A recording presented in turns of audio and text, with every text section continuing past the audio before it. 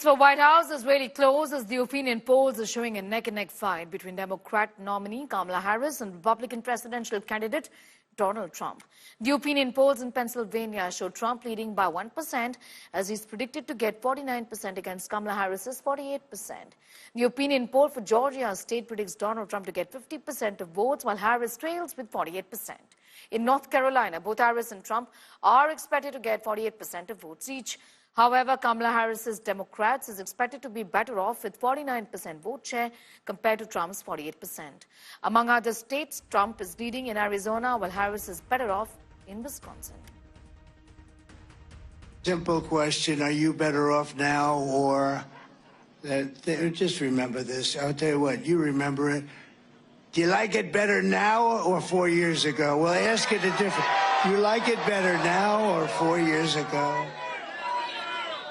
And I've come today with a message of hope for all Americans. With your vote on Tuesday, I will end inflation. I will stop the invasion of massive numbers of criminals coming into our country. Thank you very much, Kamala and Joe.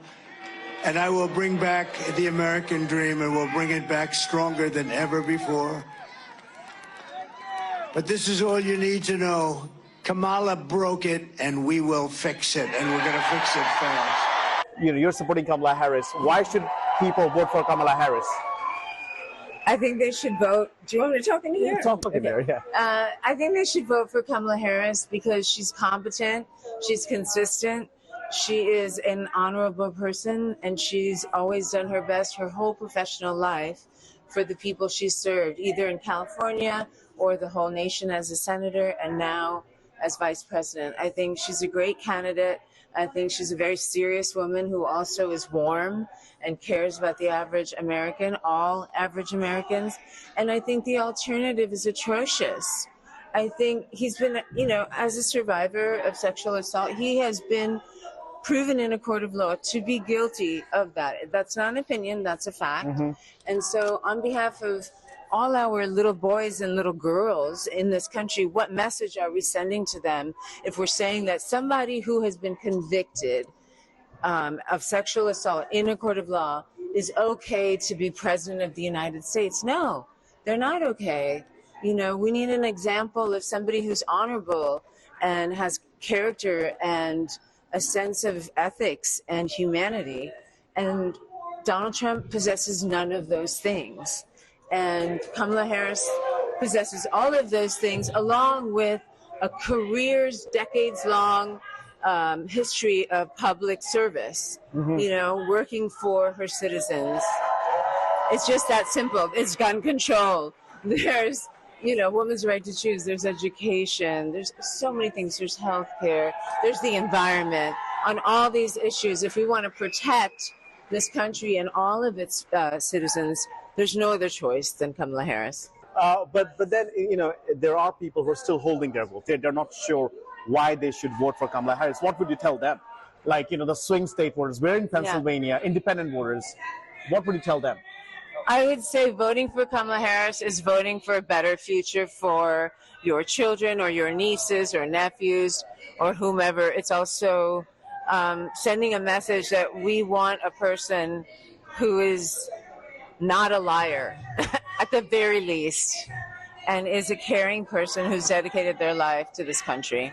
Now you're from Tamil Nadu, so is the vice president. Yes. Have you guys ever talked about that at all? Yeah, we talk about it all the time. I've known her over the years and in different situations, and we talk about it. We used to talk about food. She loves to cook. And her grandfather lived right around the corner from my grandfather, so I know exactly where she comes from. And that's very much a part of her. Her Indian roots are really a part of her because she was raised by Indian women, right. And you can see it in her mannerisms. You can see it in how she speaks. And it's very basically, voting is a choice in this election between hate and love. Mm-hmm. If you want to shoot a path, vote for a path for hate and division in our country, there's your answer. If you want to move forward and choose love and empathy and kindness towards all of us that share this land, vote for Kamala Harris. When I saw that tweet, and the way it was written out, my head was like, it had your imprints on it. It kind of reminded me of your writing style. So tell me, and if I can ask you this, did you compose that tweet for President Trump to tweet out? So it was really funny that you were able to pick up on some of this. So I actually contributed to some of the drafts. And the way it worked is that there are some wonderful men and women in the Trump team who I approached about this issue about the Hindus of Bangladesh. They were very, very concerned about it themselves. And I have to keep them anonymous because of just the way the campaign operates.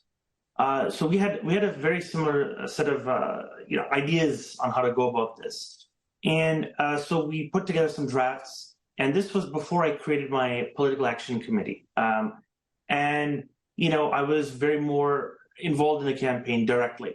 And so I put this together with them, put briefs together. I also did a couple of actual briefings talking about the persecuted Hindus, the pogroms they're facing, the horrible things going on in Bangladesh, explain the geopolitical situation.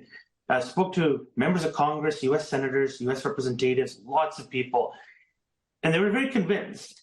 And so it was put together in August, and it just kind of was in the background for a while. And eventually I just wondered what the heck was going on. Maybe, other issues came up, things were going on. The president's also very busy. He's got a lot of responsibilities. But the fact that for him to choose Diwali to tweet this out and send this message out, which again, I'm going to ask you again, you obviously had a role to play in it. And you said, what you've captured up until now is that you've been talking to a lot of politicians about it on the Capitol Hill. You've been writing about this. You've talked about Bangladeshi Hindus. You've talked about Hindu Americans in India. Hindu Americans in the U.S. How did you guys convince President Trump to tweet that, especially on the day of Diwali? So the way it happened is a lot of stuff was put in August, and then it was just kind of in the background for a while. And then after some time, I took a little bit of a distance, and I decided, we got to target more of these Hindu Americans. So I, as per FEC law, I took distance from the campaign, and I created my political action committee in early October, and I started managing this thing. And I was not privy to what was happening. And then one day, on Diwali, I got this very nice notification that President Trump has put this out there. And I was shocked.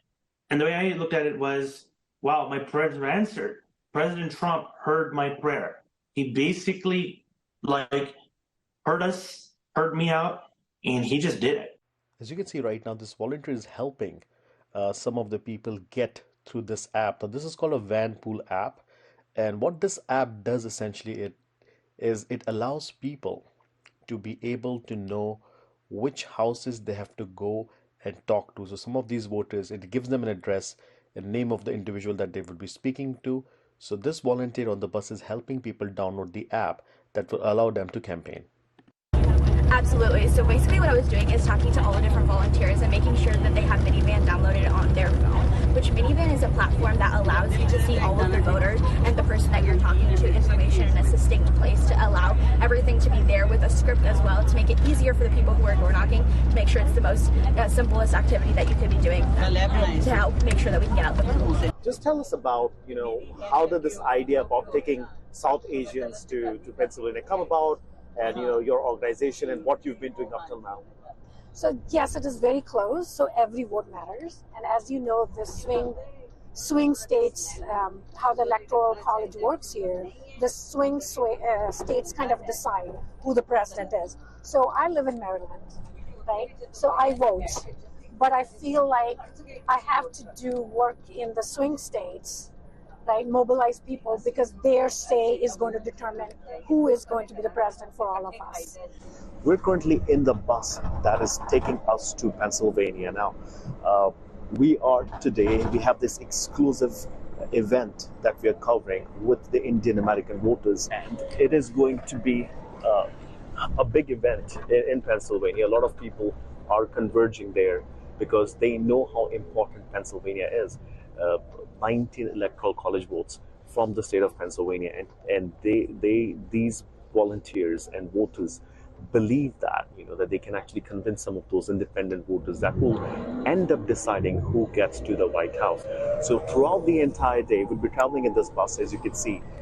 We will be talking to some of the volunteers and voters, asking them their opinion about what they will be doing in their capacity to make sure that they could convince some of these independent voters to vote for Vice President Kamala Harris. There will be some door knocking that we will cover, and we will be embedded with this entire volunteer team as they knock doors in Pennsylvania. There is a lot of excitement about Kamala Harris. She's younger, she's energetic, and so the Democratic Party has really energized by Kamala Harris, much more so than anybody expected. We have a lot of excitement among the young people. It was the young people who were actually a little bit turned off by President Biden because of his age and his ability to not move as fast, do things. Kamala Harris now is the younger candidate of the two. Trump is the older candidate now. Secondly, she is, for the first time, a black woman, an Asian woman, is becoming a candidate for a major party, which has never happened before. So the black community, the people of color, as we say here, are very excited about her candidacy. Well, President Trump is a very racist person, and he always does these things, very disrespectful of people. But, we literally need to look at Kamala Harris and what she has done. She's been a very successful senator. She's been a very good prosecutor. And she's been a good vice president alongside Biden. And she has accomplished so much. So I think there needs to be a lot of respect for her. And, President Trump sometimes does not see that. All right, my colleague Rohit Sharma on the ground, getting us up to speed with all of those details, sending in those ground reports.